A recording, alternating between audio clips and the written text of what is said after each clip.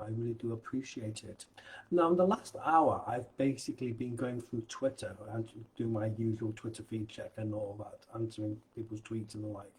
And I've been quite horrified to find out that some people are talking of blocking the roads in protest on Saturday, the 18th of June and Monday, the 4th of July. This is in protest of the rising cost of petrol and diesel in the UK. It is true that in the UK, that something like between 2/5 and one half of all of our cost of petrol and diesel is taxation. That is true. And people are just saying that because of the unacceptably high cost of petrol at the moment, that what they're saying is let's block the roads and basically bring the country to a standstill and whatnot as a means of protest. I'm asking people not to do that. We all remember what happened when Extinction Rebellion were blocking the roads and some people couldn't get to hospital and things such as that. We don't want that. There's a much easier, much safer and a method of protesting, and this is free. And this will actually save you money in the long run, because another reason why you shouldn't be protesting is it takes time away from time you could be spending with your families, which is very precious, and once you've lost it, you won't get it back again. So let me tell you what I'd like you to do instead. What I'd like you to do is when you fill your car up with petrol, don't fill up in the daytime. Fill up when it's night, and there's a reason for this. If you fill in the hot weather, especially this time of year, the sunlight hits the ground, and what actually happens is that causes the petrol and diesel that's stored underneath to expand. And commonly what happens is, and I'm sure you'll experience this, you fill up in the daytime with hot expanding petrol, not realising what's happened. And then what happens, you go home, you leave your car overnight, and the petrol or diesel in your tank contracts, and your fuel gauge goes down quite a bit.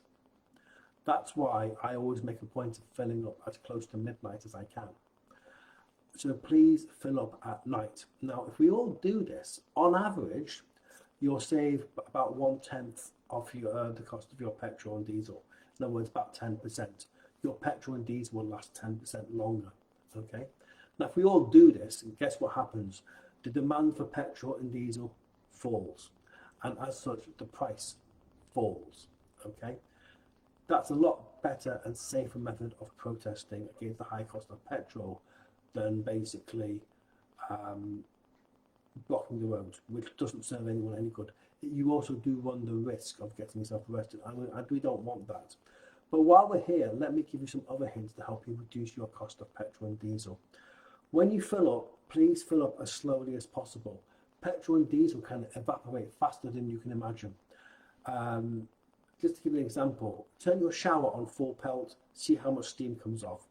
Turn your shower on minimal level, you'll hardly lose any steam. Petrol and diesel evaporate faster than you can imagine, so fill up slowly. When you're on the road, accelerate gently, and once you're up to your desired speed, try and drive smoothly.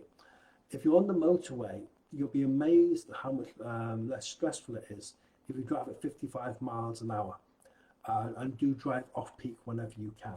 This is why you see HGV drivers drive at night, because there's hardly any traffic. Try and keep your car as empty as possible. The emptier it is, the less the weight, and obviously the less fuel you'll use. Try to minimize the use of air conditioning.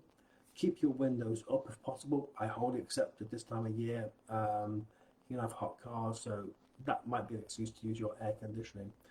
And the other thing I'd suggest you do is keep your tyres properly inflated. Now, there's a little ninja method to this. If you want to keep your tyres properly inflated, make sure you inflate them when it's dark, because the sunlight from the daytime is absorbed by the black tyres. That causes the heat to expand the air in the tyres, giving a false reading. Make sure it's dark, and make sure your car hasn't been driven for about 4 hours. That will basically give cold tyres and give an optimal time to check your tyre pressure. If your tyres are properly inflated, that can save about 1/20 of 5% of your fuel bill. Trust me on this. These are far better methods of protesting, because if you do this, the demand for petrol falls, people save money, and they'll notice pretty quickly. and it doesn't cost you a penny. It doesn't put you at risk. So please do that. Now, if you're watching this video on Facebook and you like what I've told you, please message me or friend me, or message me and friend me, and put an email address in your message, and I'll email you a fact sheet detailing what you told me. If you're watching this video on YouTube, then basically go below and you'll see a link to what I've said, the fact sheet I've mentioned. Thank you very much for your time. Stay safe, but please don't do these protests. They don't do anyone any good. Thank you very much for your time. Bye-bye.